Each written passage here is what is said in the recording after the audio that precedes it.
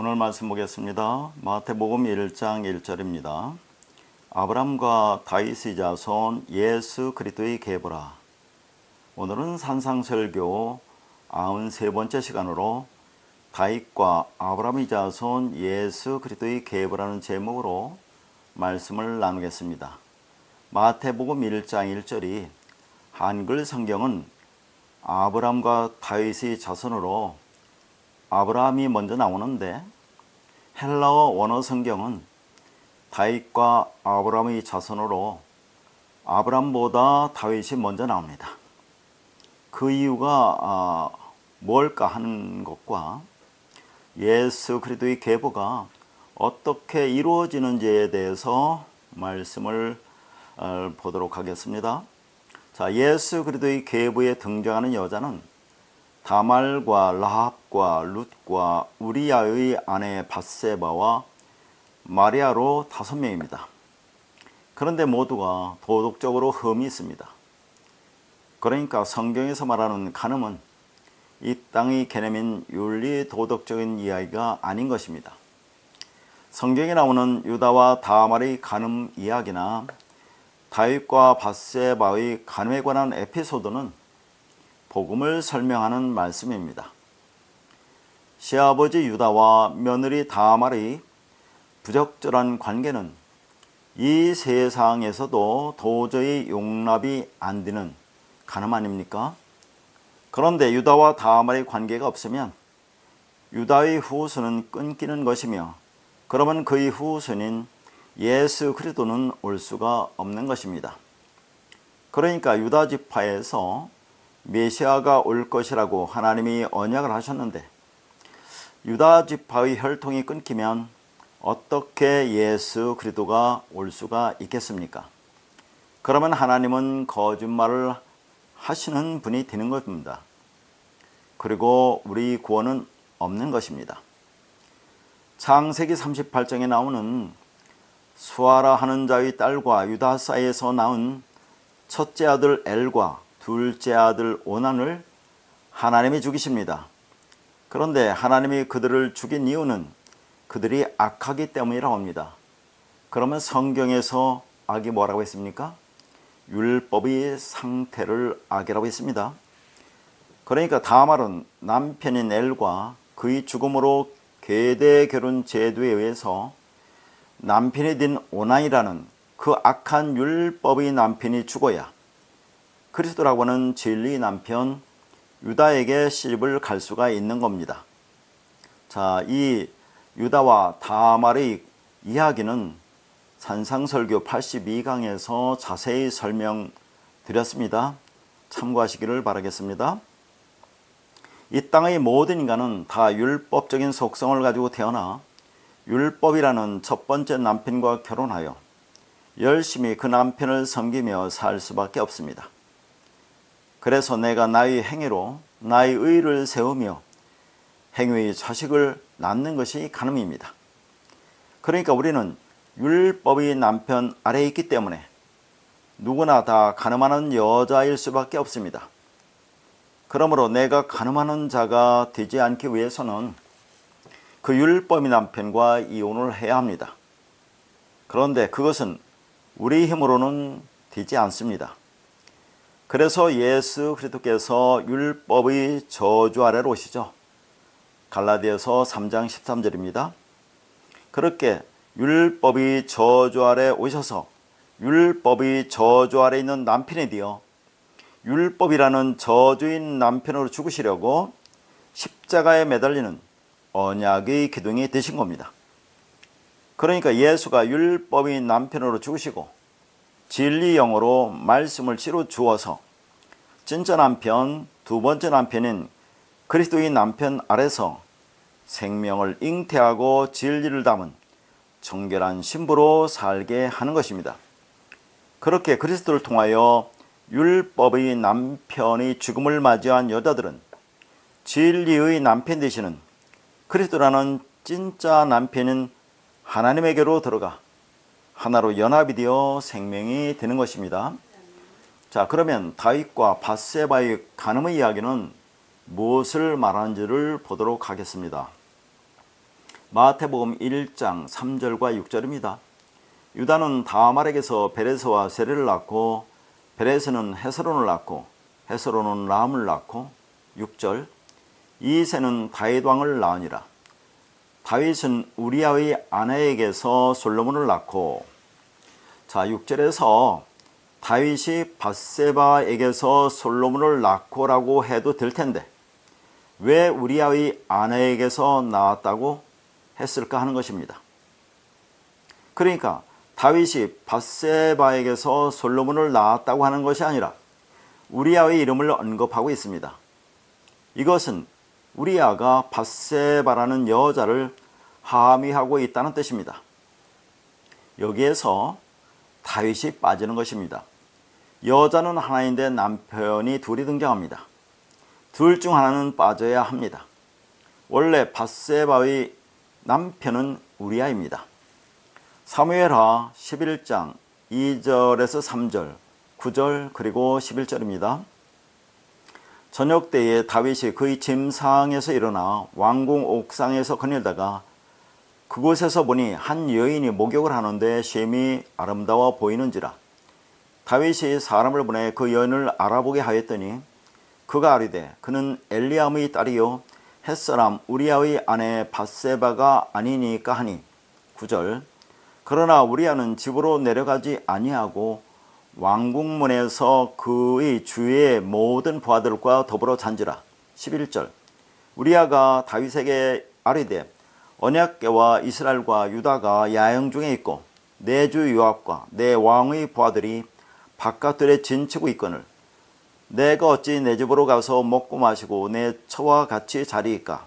내가 이 일을 행하지 아니하기로 왕의 살아계심과 왕의 혼의 살아계심을 두고 맹세하나이다 하니라.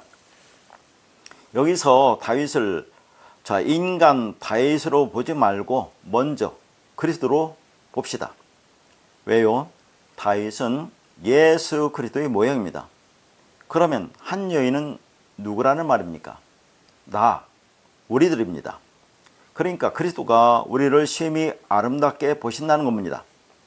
주님이 우리를 그렇게 보지 않으면 우리가 어떻게 택감을 받겠습니까?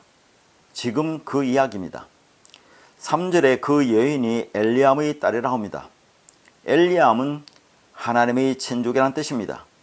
그러니까 밧세바는 하나님의 친족입니다. 하나님은 영이고 말씀이고 진리입니다. 따라서 우리가 하나님의 택함을 받으려면 하나님의 친족 진리가 되어야 합니다. 그런데 그 남편이 있는 것이 문제입니다. 남편이 우리아인데 햇사람입니다. 햇사람은 가나안의 7 족속 중의 한 족속입니다. 그러니까 하나님을 대적하는 족속입니다. 따라서 우리아는 충신인 율법의 모형으로 보아야 합니다. 그러니까 우리아는 밧세바의 남편인데 율법의 남편이라는 것입니다. 그 율법의 남편은 충신처럼 보일 수밖에 없습니다. 왜 그렇습니까? 자, 읽지 않은 4절 이하를 보면 다윗은 밧세바라는 여인을 불러다가 동침하고 임신을 하게 합니다. 그래서 전쟁터에는 우리아를 소환하여 집에 가서 쉬도록 하여 아내와 동침을 유도합니다. 그런데 우리아의 반응은 9절입니다. 그리고 11절은 우리아가 맹세까지 합니다. 그런데 주님은 어느 것이라도 도무지 맹세하지 말라고 합니다. 그러니까 율법주의자들은 스스로 맹세를 하면서 자기가 하나님께 영광을 돌리겠다고 합니다. 그런데 지금 다윗은 우리아에게 명령하면서 집에 들어가라고 합니다. 그런데 왕의 명령을 어긴 것이 잘한 일입니까? 잘못한 일이죠. 따라서 왕의 명령을 어긴 자는 죽을 수밖에 없습니다. 군주시대에서는 왕의 명령이 법이기 때문에 그렇습니다. 그러니까 그 율법이 남편이 죽어야 밧세바는 그 남편에게서 자유할 수가 있습니다. 그래야 그리스도라는 진리 남편과 결혼할 수 있습니다. 그런데 남편이 있는 동안에 임신을 한 겁니다. 남편이 있는 동안 간음을 하면 어떻게 됩니까? 율법으로는 돌로 쳐 죽여야 합니다. 그래서 아들이 죽을 수밖에 없는 것입니다.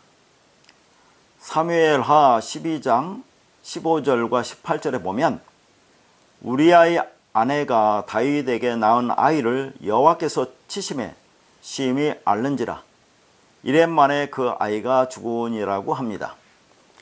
자, 하나님이 이 땅에 육을 입고 온 것 자체가, 육을 입고 왔다는 것은 율법으로 왔다는 거죠. 그것이 이 세상이라는 율법과 가늠한 겁니다. 그래서 마리아라는 여자와 가늠을 해서 낳은 것이 예수입니다. 따라서 그는 죽어야 합니다. 그건 이 세상과 율법과 짝하여 행위자식을 남이며 가늠하고 있는, 그래서 죽어야 하는 우리를 나타내는 것입니다. 그렇게 남편이 있는 동안에 가늠을 하여 낳은 아이는 죽을 수밖에 없습니다. 그래서 가늠하여 낳은 아이가 죽습니다. 그런데 그 아이가 1회 만에 죽습니다. 7일 만에 죽어요. 왜 하필이면 7일 만에 죽습니까? 이 7일 만에 죽는다는 의미가 무엇이냐 하는 거죠. 예수 그리스도의 십자가의 죽음을 예표합니다. 그러니까 이 7일이 갖고 있는 의미는 육으로 살다가 7로 죽고 8로 사는 것을 의미합니다. 6이라는 이 역사 속에서 말씀으로 양육받고 진리를 깨닫고 7로 죽으면 그게 안식이고 8로 부활하는 것입니다. 그래서 예수님이 안식 후 첫날에 부활하는 것입니다. 그리고 이스라엘 백성들은 나온 지 8일 만에 할례를 받습니다. 할례가 뭡니까? 율법이 질기고 질긴 그 속성을 잘라내는 것을 말합니다. 그게 예수란 율법과 함께 내가 죽고 그리스도로 살아나는 것을 말해요. 그게 세례입니다. 그러면 다윗을, 인간 다윗으로 봅시다. 다윗이 우리아의 아내 밧세바를 범하고 임신을 시킵니다. 그런데 그렇게 태어난 아기는 곧 하나님에 의해 죽임을 당합니다. 다윗은 그 일로 인해 자신의 죄인됨을 깨닫고 죄사함의 비밀을 알게 됩니다. 죄는 다윗이 지었는데 무지한 우리아와 무지한 아기가 대신 죽음으로 말미암아 다윗 자신이 용서되었다는 것을 알게 됩니다. 여기서 무지한 우리아와 무지한 아기라고 했는데 우리아는 뭘 모형합니까? 충신인 율법을 모형한다고 했죠. 그리고 율법의 남편인 예수를 상징합니다. 그리고 아기도 하나님과 마리아의 간음으로 나온 예수를 모형해요. 그런데 이걸 무지하다라고 한 것은 죄의 모양으로 왔지만 죄는 없기 때문에 그렇습니다. 그렇게 무지한 우리아와 무지한 아기가 대신 죽음으로 말미암아 다윗 자신이 용서되었다는 것을 알게 된 거죠. 그러면 다윗이 나단 선지자를 만나고 자신의 죄를 깨달은 후에 지은 시편 51편을 보겠습니다. 시편 51편 7절과 8절입니다. 우슬초로 나를 정결하게 하소서 내가 정하리이다. 나의 죄를 씻어 주소서 내가 눈보다 헤리이다. 내게 즐겁고 기쁜 소리를 들려주시사 주께서 꺾으신 뼈들도 즐거워하게 하소서. 세상의 선악 구주에 의하면 죄를 지은 자가 벌을 받고 그리고 용서가 와야 합니다. 그런데 죄를 지은 자를 대신해서 무지한 이가 죽습니다. 율법에 의하면 다윗의 죄로 인해 다윗의 뼈가 꺾여져야 하는데 다윗의 죄, 간음으로 인해 피해자인 우리아와 아기의 뼈가 꺾이고 다윗의 용서를 받는 것입니다.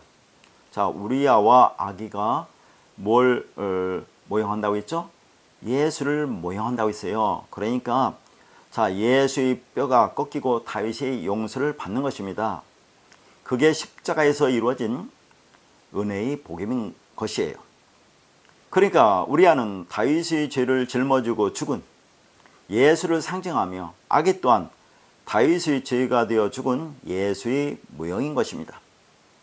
그렇게 용서를 받은 다윗에게서 솔로몬이 나오는 것입니다.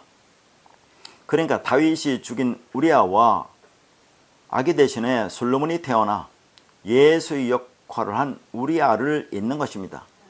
거기서 인간 다윗은 죽고 다윗이 우리아의 꺾어진 뼈의 공로로 우리아화 되는 것이죠.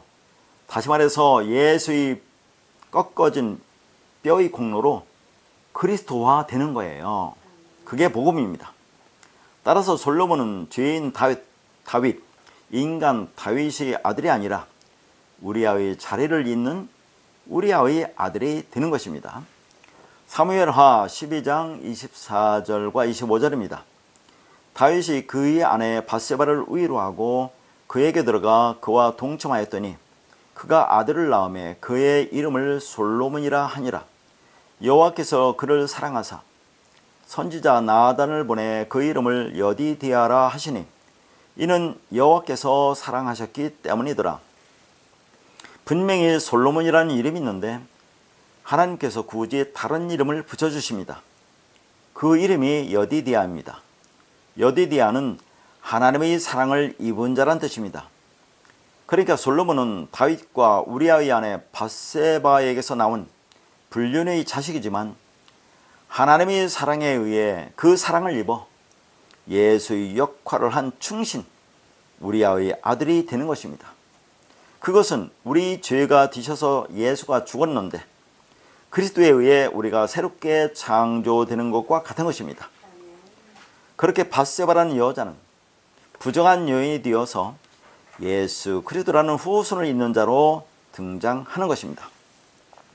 자, 마태복음 1장에 나오는 예수 그리스도의 계보를 보면 마태복음 1장 17절에 자, 거기 성경 말씀을 기록해 주지 않았는데 자, 거기 보면 아브람부터 다윗까지 14대라고 하고 그리고 다윗부터 바벨론 포로로 사로잡혀 갈 때까지 14대며 그 다음은 바벨론 포로에서 그리스도가 오기까지 14대라고 합니다. 그러니까 자, 마태복음 1장 17절은 14대, 14대, 14대로 기록하고 있어요. 그런데 14대라고 하지만 두 번째 단락에서는 생략된 사람들도 있으며 그리고 15대입니다. 그런데 마태는 굳이 예수님의 족보를 14대로 억지로 끼워 맞춥니다. 그러나 그렇게 억지로 끼워 맞추었음에도 불구하고 14대, 15대, 14대가 됩니다. 그러면 마태가 족보에서 몇 사람을 생략하고 그리고 끼워 맞추면서까지 하면서 왜 14대로 구분한 것일까요? 자, 그러면 다윗에서부터 바벨론 포로로 사로잡혀 갈 때까지 그 두 번째 단락의 족보를 보면 왕의 족보에서 네 분이 빠져 있습니다. 그러니까 자, 마태복음 1장 8절에는 요람은 우시아를 낳고 라고 되어 있는데 역대상 3장에 보면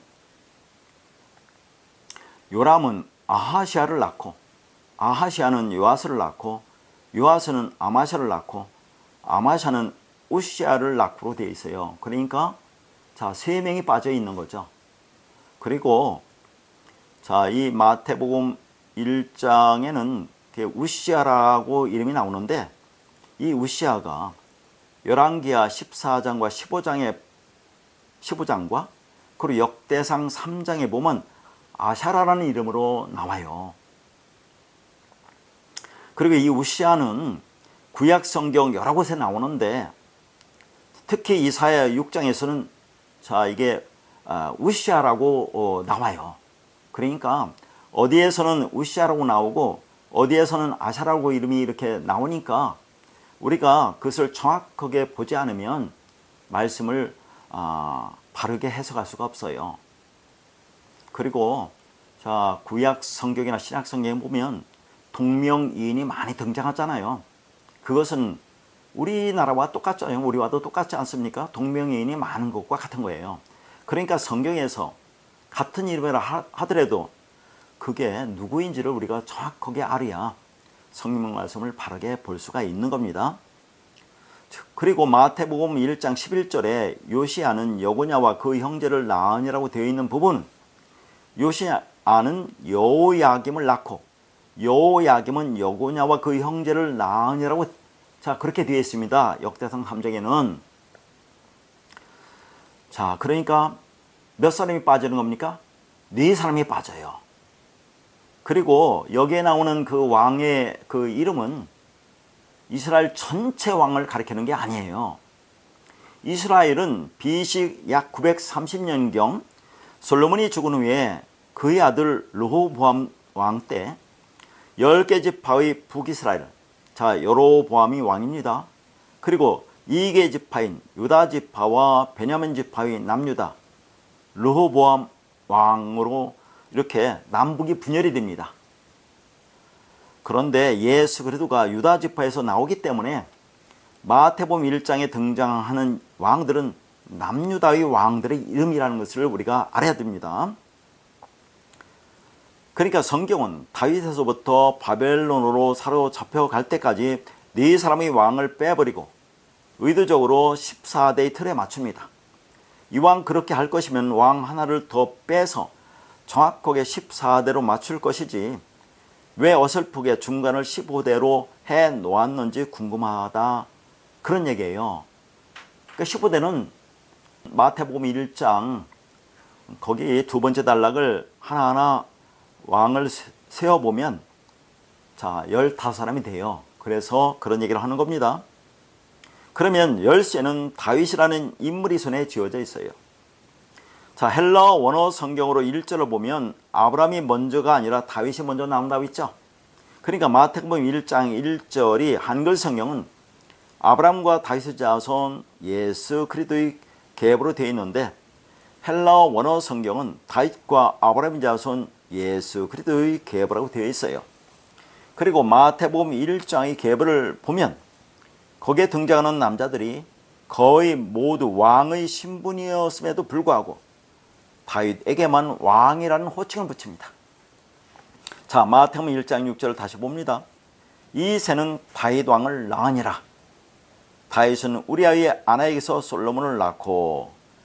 지금 하나님은 마태복음 1장의 전체의 계보를 다윗이라는 이름에 맞추고 있어요. 왜냐하면 다윗이라는 이름의 히브리어 자음이 달렛과 와우와 달렛으로 되어 있습니다. 달렛은 자 히브리어 네 번째 자음이고 와우는 여섯 번째 자음, 달렛은 네 번째 자음이기 때문에 자 다윗이란 이름의 히브리어 자음이 4와 6과 4입니다. 숫자로는. 그럼 전체 합치면 14가 되죠. 그러니까 14라는 숫자는 당시에 아라비아 숫자가 없었던 히브리 사람들이 히브리어 자음으로 숫자를 대신하고 있었습니다. 아라비아 숫자가 만들어진 것은 기원전 1, 2세기경 인도이지만 실제로 사용된 것은 기원 후 15세기 이후입니다. 따라서 14는 다윗을 숫자로 표기한 것이었습니다. 지금 예수 그리스도의 계보를 다윗이라는 이름의 숫자에 맞추고 있는 것입니다. 그러면 도대체 다윗이 뭔데 그렇게 예수 그리스도의 족보가 다윗이라는 인물에 초점이 맞춰져 있는 것입니까?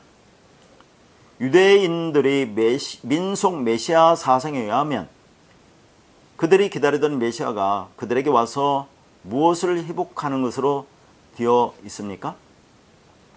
화려하고 찬란했던 다윗 왕국을 재건할 것이라고 굳게 믿고 있었습니다. 그리고 그 메시아는 다윗의 후손으로 오실 것이라는 사무엘하 7장의 나단의 신탁을 확고히 믿고 있었기 때문에 그들에게 있어서 다윗이라는 존재는 메시아의 조상이며 그들이 원하는 이 세상 메시아 왕국의 왕의 상징이었던 것입니다. 그러니까 구약의 관점에서 볼 때 다윗은 이스라엘이 되고 싶은 이 세상의 부귀 영화와 힘의 상징이었습니다. 그러니까 인간 다윗은 신부의 자리를 버리고 신랑으로 살고 싶은 모든 인류의 로망인 것입니다. 자, 성경에서 자, 신랑과 신부를 누구라고 합니까? 신랑은 하나님이신 예수 그리스도를 신랑이라고 합니다. 다시 말해서 어린 양이신 예수 그리스도를 신랑이라고 하고 우리를 교회를 신부라고 그래요.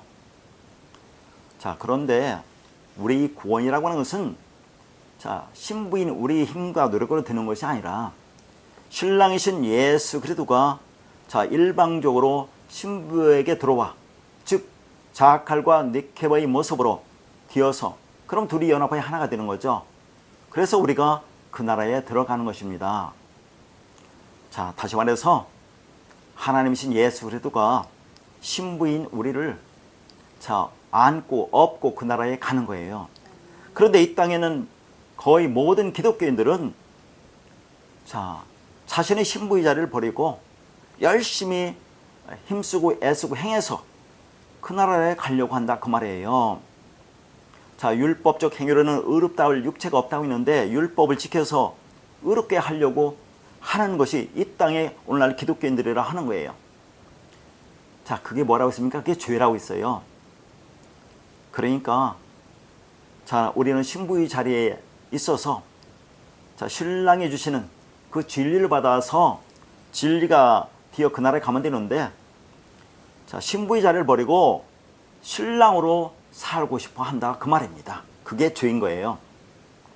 따라서 14대 다윗 왕 등으로 강조된 인간 다윗, 구약의 다윗은 하나님에 의해 기각당하고 다윗이라는 모형이 상징하고 있었던 예수 그리스도가 다윗의 후손 솔로몬이 태어난 방식으로 이 땅에 오시는 겁니다. 그래서 예수 그리스도의 족보에서 인간 다윗이 빠져버리는 겁니다. 그래서 15대임에도 불구하고 14대인 거예요. 그런데 아직도 극단주의 유대인들은 예수 그리스도를 메시아로 인정하지 않습니다. 그래서 얼마 전에 이스라엘 병사가 예수의 상을 도끼로 부숴버리는 그 장면이 TV에 방영되지 않았습니까? 그리고 또 며칠 전에는 유대인이 수녀를 폭행하는 장면도 TV에 나왔어요. 그러니까 그들은 지금도 다윗의 후손으로 오실 메시아를 기다리고 있는 것입니다. 그렇게 육적인 유대인들은 혈과 육의 나라인 다윗의 왕국을 기다리지만 마태가 이런 다윗을 소개하면서 결국 예수 그리스도를 통하여 속죄를 받아야 할 계보를 보여줍니다. 대단히 거룩하고 영광스러운 역사가 아니라 이 세상에서도 용납이 안 되는 간음이라는 인간의 윤리도덕적인 죄가 나오는 계보를 보여주고 있습니다. 그러나 성경에서 말하는 간음은 이 땅의 개념인 윤리도덕적인 죄를 말하는 것이 아니라 이 세상의 것을 가지고 복음을 설명하는 것이라고 했습니다. 그러니까 다윗이나 솔로몬 그리고 유대의 다른 왕들은 모두 오실 메시아인 예수 그리스도의 모형이었던 것이지 그 자체로 가치 있는 존재들이 아니었습니다. 그래서 하나님은 유대인들이 그렇게 오매불망 기다리던 다윗의 후손인 메시아의 족보에서 다윗 왕을 빼버림으로 해서 6절에 그렇게 나왔죠. 앞에는 다윗 왕이라고 뒤에는 다윗이라고 나옵니다. 그렇게 다윗 왕을 빼버림으로 해서 참 메시아상을 다시 제시하고 있는 것입니다.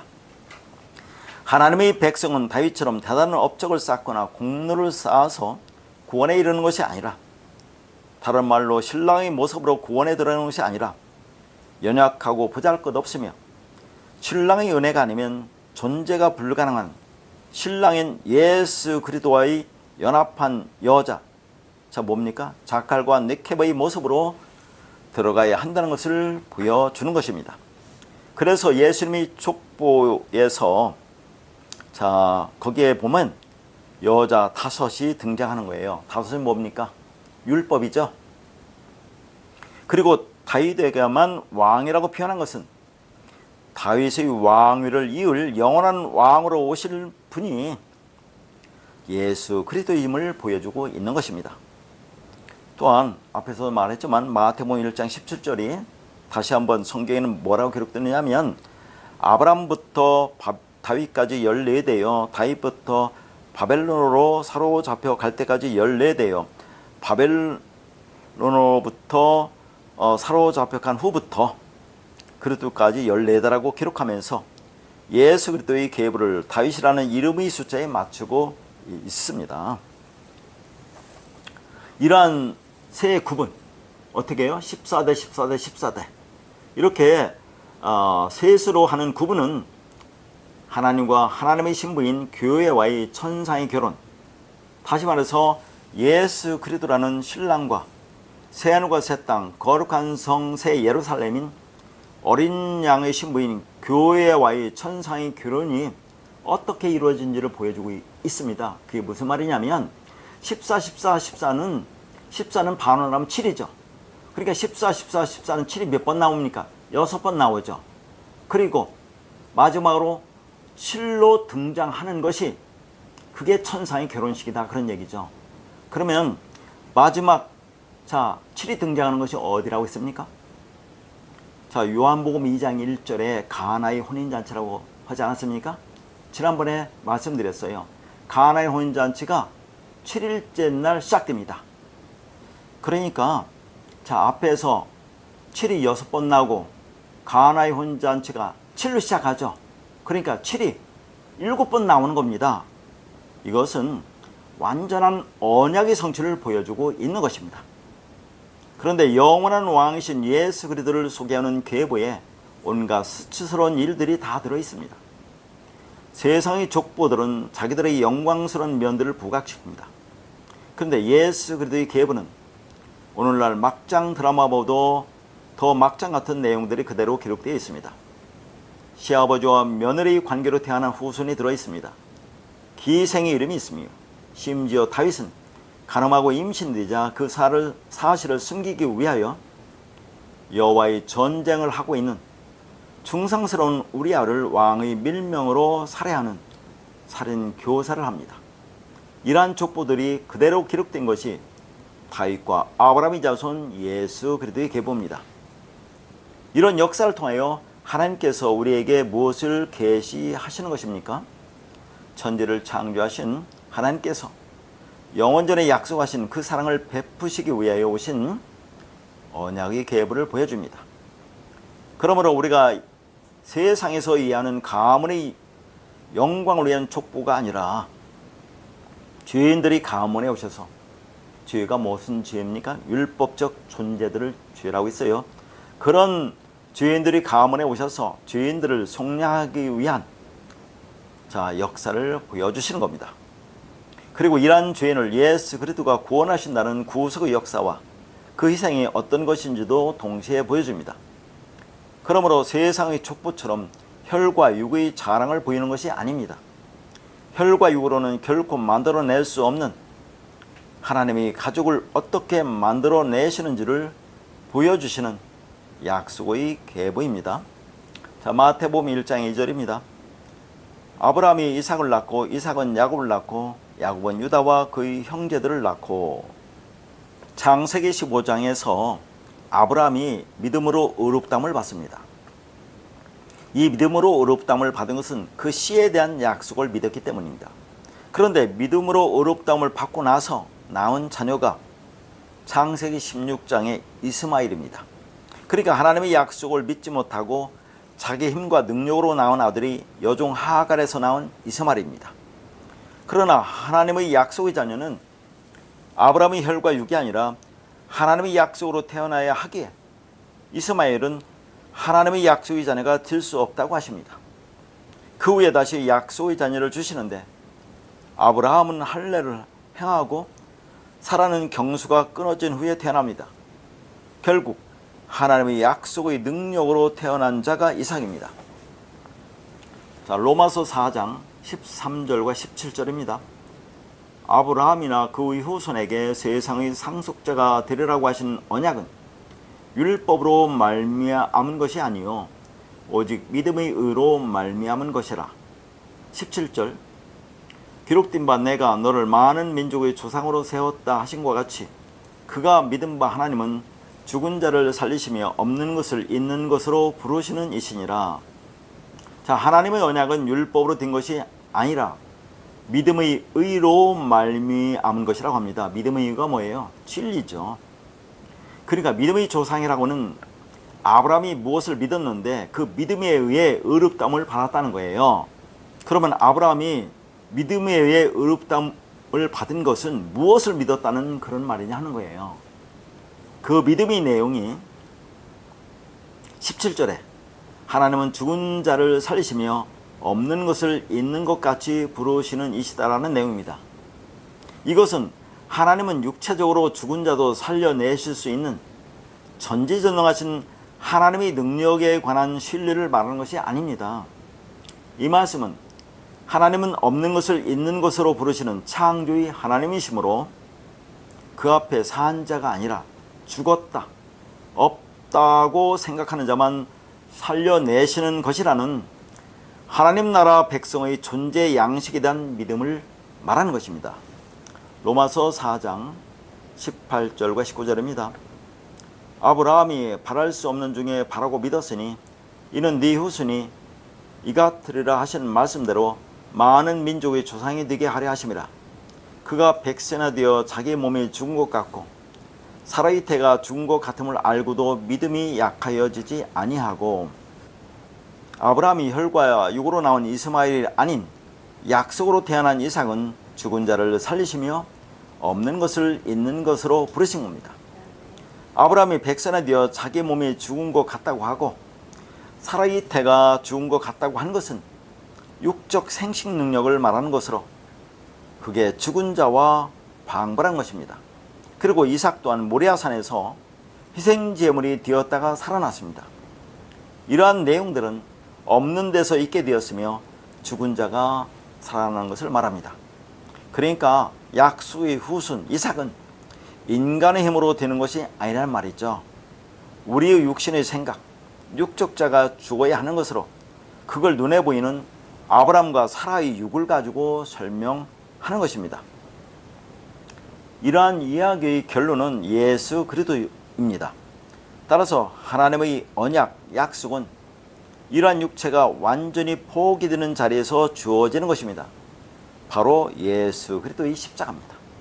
그래서 아브라함과 사라가 전혀 손쓸 수 없는 데까지 기다리셨다가 나타나셔서 아브라함에게 할례를 명하시면서 사라가 네게 아들을 낳을 것이라고 합니다. 할례는 아브라함의 생식 능력이 아니라 하나님의 약속의 능력임을 증거하는 표가 되는데, 이스라엘 백성들은 육체의 할례 자체를 자랑하였습니다. 그러나 그 할례는 육체의 할례가 아니라 마음의 할례를 말하는 겁니다. 그리고 사라가 이미 폐경기에 들어선 지 오래된 여자입니다. 그래서 하나님의 약속을 듣고 장막뒤에서 듣고 웃었습니다. 그러나 하나님의 약속대로 이삭이 태어났습니다. 그러니까 할례를 행하라고 명령한 것은, 할례는 인간의 육적 생명이 그는 생명의 실을 완전히 차단해 버리는 것을 의미합니다. 인간의 생식 능력이나 육적 생명이 완전히 삭제되고 하나님의 은혜 앞에 아무것도 아닌 자로 서는 것으로, 그게 죽은 것이지만 사는 것입니다. 다시 말해서 지금 성경은 복음을 아브라함과 사라의 육체의 상태를 가지고 설명하고 있는 것입니다. 하나님의 진리는 보이지 않기 때문에 이 땅의 것이 눈에 보이는 아브라함과 사라의 육이 완전히 죽어야 한다는 것을 말하고 있습니다. 그러니까 육신의 생각, 옛자가 완전히 죽어야 진짜 생명이 들 수 있다는 것을 보여주고 있는 것입니다. 그러니까 이스라엘 자녀로 태어난 아이에게 8일 만에 할례를 하라고 명하죠. 할례가 뭡니까?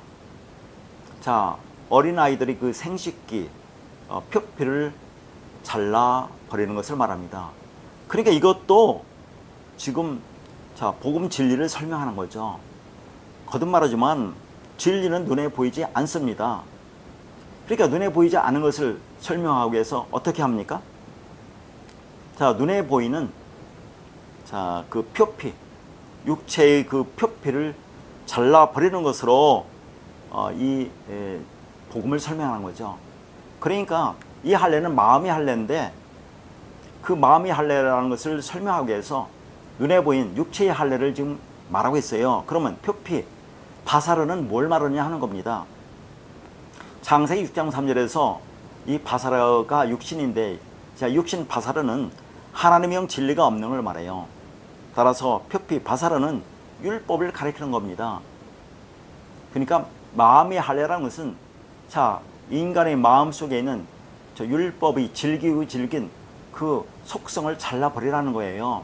그걸 설명하기 위해서 육체의 할례를 명한 겁니다. 그러니까 할례, 표피, 바사르를 잘라버리라는 것은, 자르다는 것이 바타르나 단어거든요. 그 육신, 율법은 생명이 없다는 것을 알려주시려는 그 언약, 그 표징을 말하는 것으로 그걸 통한 마음의 할례를 하라는 겁니다. 그래서 언약과 할례의 어원이 같아요. 언약이 히브리어로 베리트고 할례가 히브리어로 물입니다. 그러니까 베리트와 물이 바타르라는 쪼개다, 자르다라는 그 단어에서 온 어원이 같다 하는 얘기예요. 그러니까 질기우직은 율법적 본성을 가지고 나온 그 육신의 생각을 잘라버리라는 말입니다. 그 마음의 할례를 받고 그 하나님의 약속이 뭔지를 알면 하나님 마음과 하나가 되는 뭐라고 해서 야다, 하나님이 기뻐하시는 것으로 그게 구원의 근거가 되는 것입니다. 그러니까 마음의 할례는 내 육신 생각이 죽는 것을 의미합니다. 오죽하면 육신의 생각은 하나님과 원수가 된다고 했겠습니까? 그러니까 이 마음의 할례는 반드시 되어져야 하는 것입니다. 이건 율법적인 선악 구조가 깨어지고, 다시 말해서 육신의 생각이 죽고 진리 가치관으로 바뀌는 것을 말합니다. 그렇게 그 복음을 깨닫고 하나님 아버지의 마음을 알아 그 마음으로 하나가 된 자들은 그 말씀 안에 담겨져 있는 진리를 품고 하나님 나라에 들어가는 것입니다. 그래서 아브라함이 이삭을 낳은 사건이 로마서 4장 18절부터 어떻게 그리스도로 연결되는지를 설명합니다. 이삭이 없는 데서 나왔고 죽은 자 가운데서 살아난 것은 무형이며 실체는 예수 그리스도의 탄생과 죽으심과 부활입니다. 예수 그리스도는 아담의 씨가 아닙니다. 없는 데서 오신 분입니다. 마태복음 1장 20절에는 마리아에게 잉태된 자는 성령으로 된 것이라고 해요. 즉 하나님 자신이 씨가 되어 오신 겁니다. 그러므로 아브라함과 다윗의 자손이라고 해서 아브라함과 다윗의 혈통의 계보를 보여주는 것이 아니라 하나님의 약속이 어떻게 이루어진지를 보여주시는 약속의 계보입니다. 로마서 4장 20절에서 22절입니다. 믿음이 없어 하나님의 약속을 의심하지 않고 믿음으로 견고해져서 하나님께 영광을 돌리며 약속하신 그것을 또한 능히 이루실 줄을 확신하였으니 그러므로 그것이 그에게 의로 여겨졌느니라. 20절에 보면 믿음이 없다라는 어구가 나오는데 그 어구는 아피스티아라는 단어를 번역한 거예요. 그러니까 그 말은 신앙심이 없다는 뜻입니다. 그러니까 믿음이 없다는 것이 신앙심이 없다는 거죠. 그러니까 믿음과 신앙 없음이 대조되고 있고 그 신앙 없음을 여기서 뭐라고 해요? 의심이라고 하고 있어요. 아니 아브라함과 사라가 정말 하나님의 말씀을 의심하지 않았습니까? 의심했을 뿐 아니라 비웃기까지 했습니다. 그런데 성경이 그런 아브라함과 사라를 설명하면서 의심하지 않은 사람들, 믿음의 사람들이라고 왜 말씀하시냐는 겁니다. 여기서 아브라함과 사라는 하나님의 믿음에 의해 끌려가고 있던 사람들이었기 때문에 믿음이 있는 사람들, 즉 의심하지 않은 사람들이 된 것입니다. 그래서 22절에 그걸 의로 여겼다고 한 거예요. 자, 의로 여겼다 라고 한 이 말씀과 같은 말씀이 창세기 15장 6절에는 아브라함이 여호와를 믿으니 여호와께서 이를 그의 의로 여기시고 라고 하고, 자 로마서 4장 3절에도 성경이 무엇을 말하느냐, 아브라함이 하나님을 믿음에 그것이 그에게 의로 여겨진 바 되었느니라고 해요.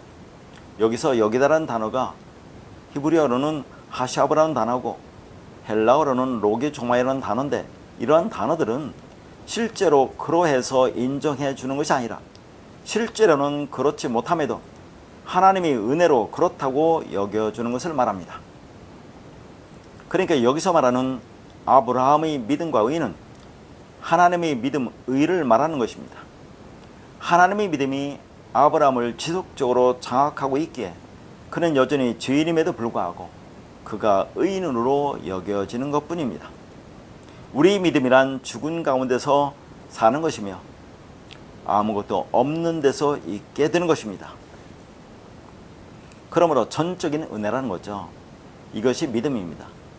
믿음이란 나의 원인이 없는데 결과가 주어진 겁니다.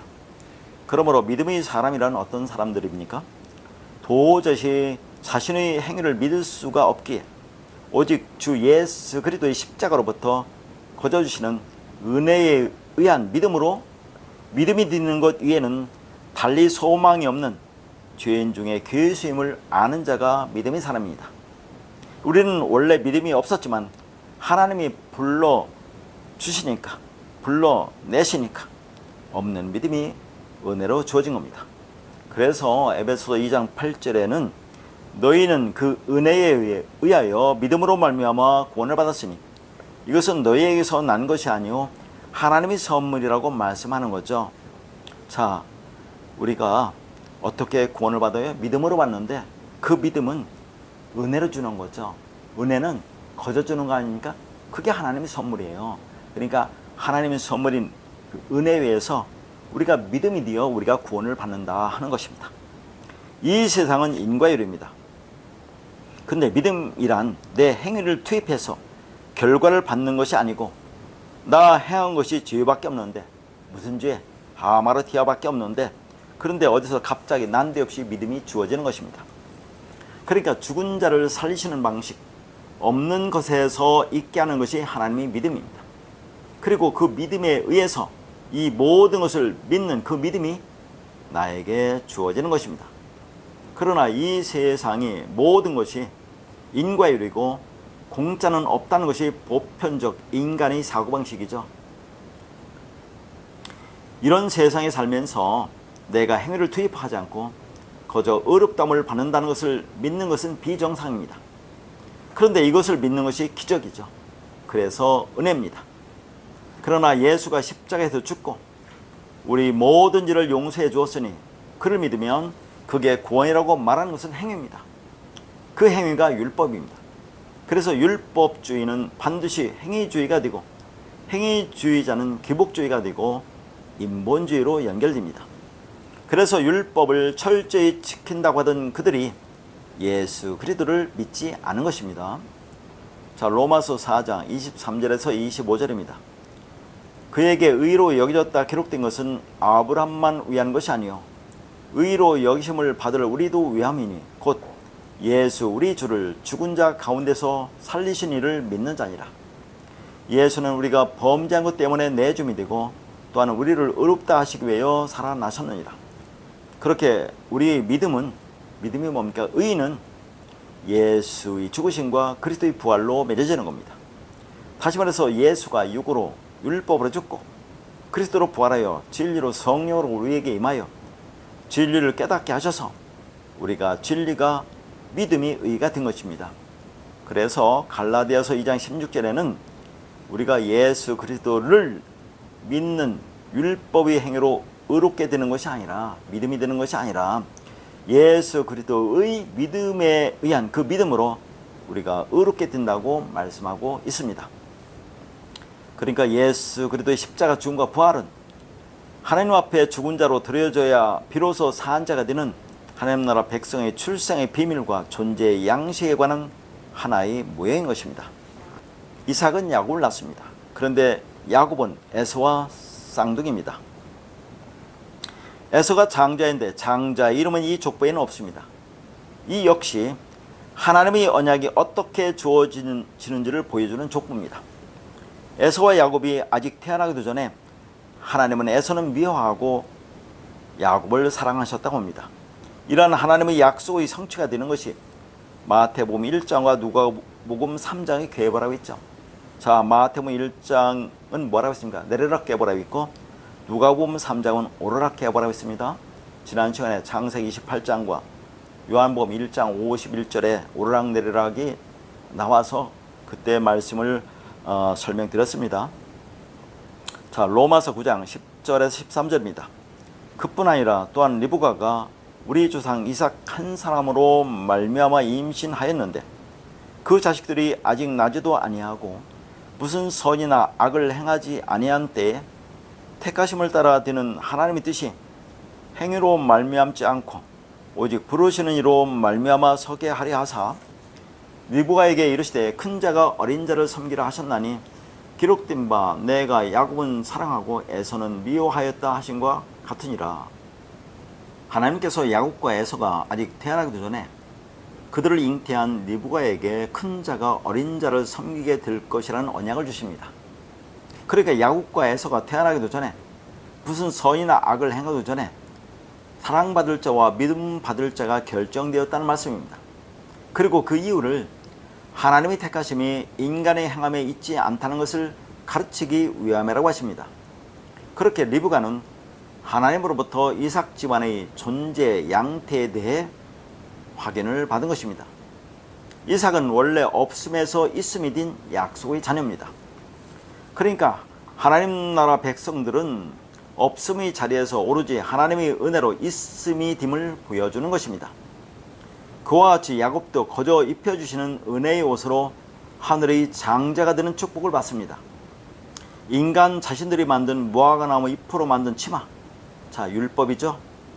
율법의 옷으로는 안 된다는 것입니다. 창세기 27장에 야곱이 입었던 가죽옷은 그의 형 에서의 옷이었습니다.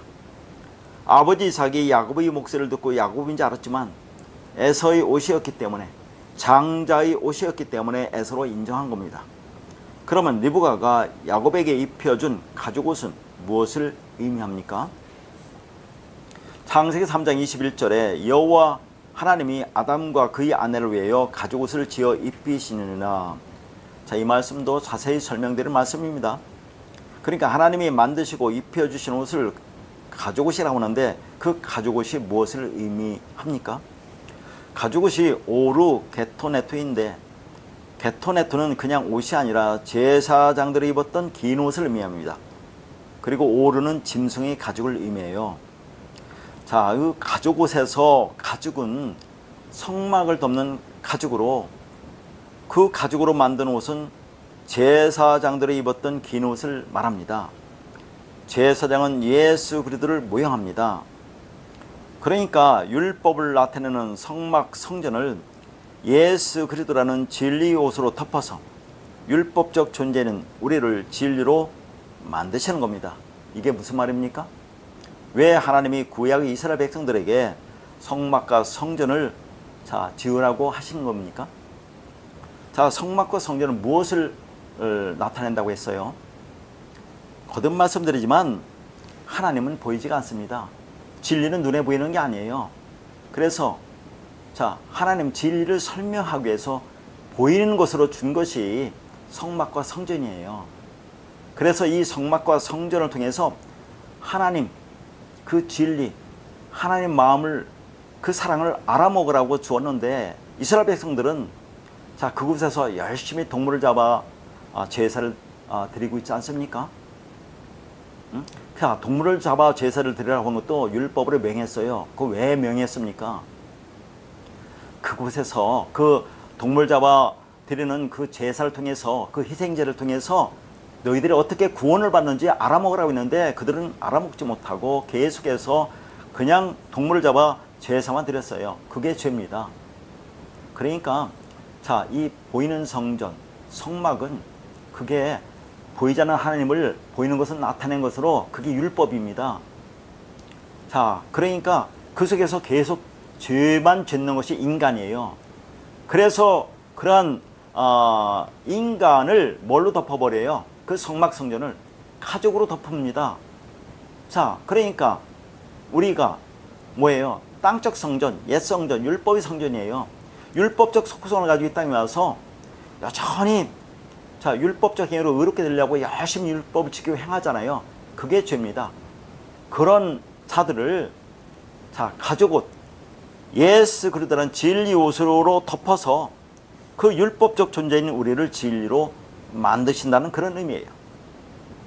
그렇게 율법의 아담인 우리는 하나님의 은혜로 거저주시는 진리의 옷으로 입어야 사는 것입니다. 그걸 모형으로 하여 성막과 성전을 주신 거예요. 이렇게 우리를 구원하시는 하나님의 구원의 은혜를 창세기 3장 21절이 한 구절로 설명하고 있어요. 하나님이 손수 옷을 만드시고 그 옷을 선악나무를 먹은 율법적 존재인 아담과 하와에게 입혀주시는 겁니다. 이것이 기독교 교리의 핵심인 은혜입니다. 기독교는 인간이 하나님을 위해서 무엇을 해드리는 종교가 아니라 하나님이 인간을 위해서 옷을 직접 만드시고 입혀주시는 그 은혜를 입어 생명이 되는 겁니다. 어떻게 그렇습니까? 그게 십자가 사건입니다.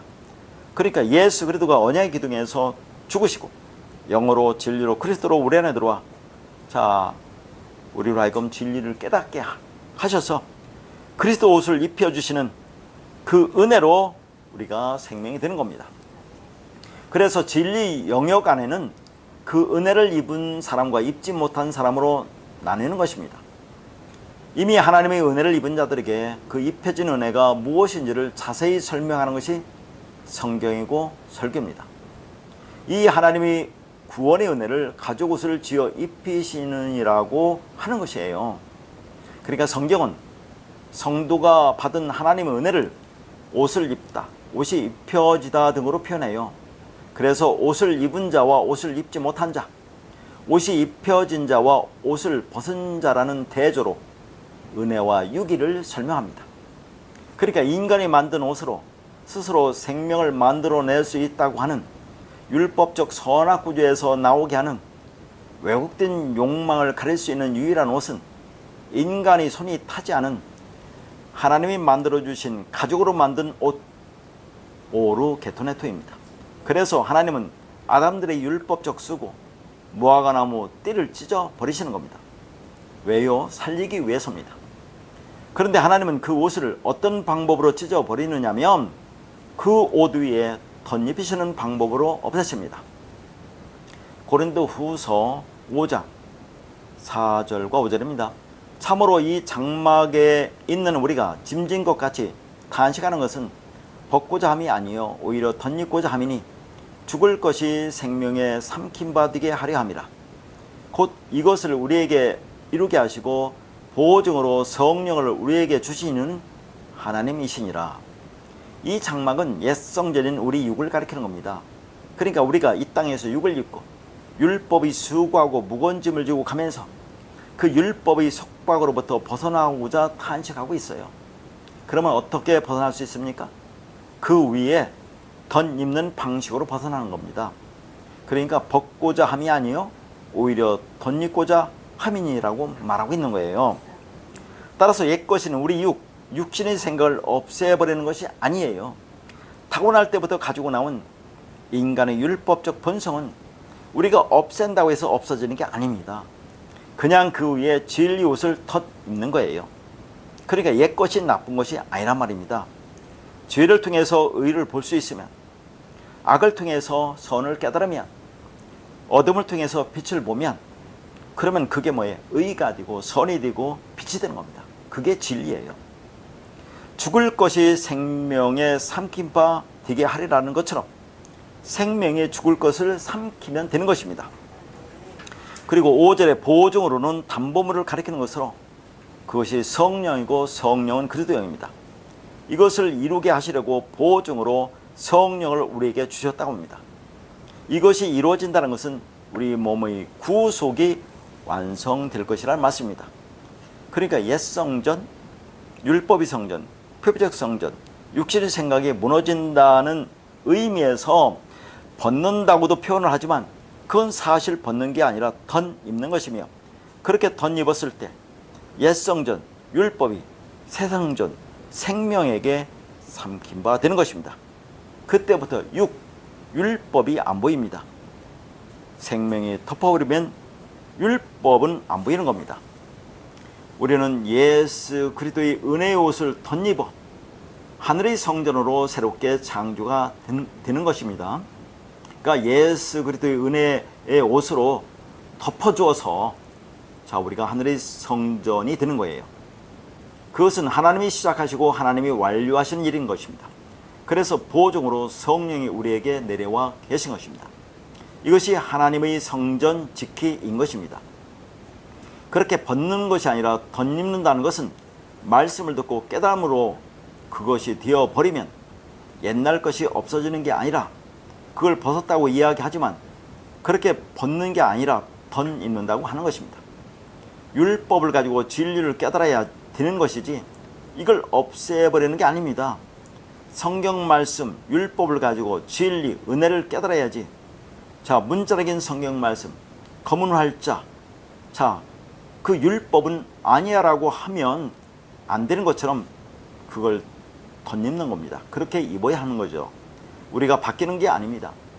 우리는 잘못된 습관과 버릇 속에 한참 동안 머무를 수도 있고 심지어 평생 벗어 던질 수 없는 실패의 옷을 여전히 간직하고 있을 수도 있습니다.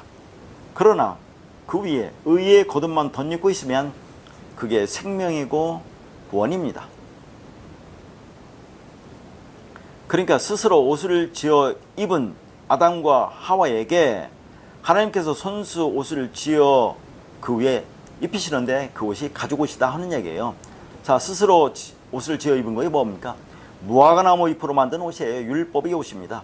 그러니까 하나님이 입혀주시는 가죽옷을 입어 생명이 되는 것입니다. 그런데 예수 그리스도의 옷을 입으면 우리 인격과 성품이 성인 군자처럼 변한다고 말하는 사람들이 있는데 성경은 그렇게 말하지 않습니다. 지금 야곱이 에서가 든 것이 아니라 어머니 리브가가 입혀주신 에서의 옷을 입고 있을 뿐입니다. 아버지는 목세를 통해서 야곱인지 알고 있었지만 에서의 옷을 입고 있었기 때문에 뭐라고 하지 못하는 것입니다. 하나님의 심판 앞에 서 있는 성도도 마찬가지입니다. 우리가 예수 그리스도의 옷을 입고 있다는 것은 그리스도처럼 변화된다는 것이 아니라 하나님 아버지가 우리를 예수 그리스도로 본다는 것입니다. 여전히 그의 속 존재는 그리스도가 아니지만 예수 그리스도의 옷을 입었기 때문에 그리스도로 인정해 준다는 것입니다. 다른 이유가 없습니다. 이것이 기독교가 말하는 구원의 본질이에요. 사람들은 예수를 믿는 것, 예수 그리스도의 옷을 입는 것은 쉽고 초급순이라고 생각합니다. 그래서 예수의 옷을 입었으니 이제는 마음속도 예수처럼 변하자고 말하는데 예수 그리스도의 옷을 입는 것 자체가 속이 변화된 것입니다. 겉으로 입는 것 따로 속이 변하는 것 따로 이렇게 생각하는 것은 틀린 것입니다.